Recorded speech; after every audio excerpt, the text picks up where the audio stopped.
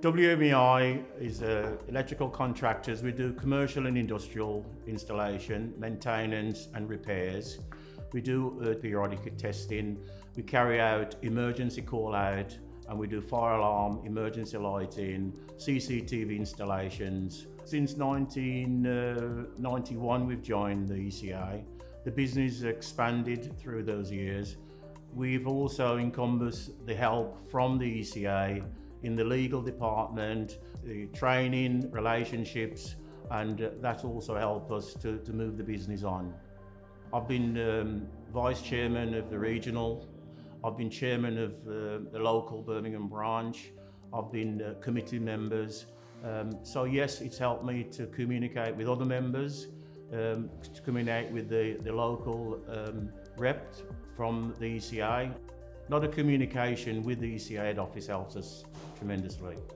The e-coms, they have helped us a lot in forwarding our business. We have regular meetings locally with other members, companies, and all that encompass and help us to progress and move on with the business. So yes, they've been on board with us for, as I said, for 30 odd years, and we have encompassed them, and I think that at the end of the day we have benefit for being in the ECA. The members in the area, we get on very well. We try not to tread on each other's toes, though we're competitive, as it says. But at the end of the day, they are running their business, we're running our business. But when we meet up, we can collaborate, we talk about issues within the industry, and we thrash that out, and sometimes we get to a conclusion that suits everybody. We do need new apprentices to come into the trade. We need them to be highly trained. We need support from the training bodies, the ECA.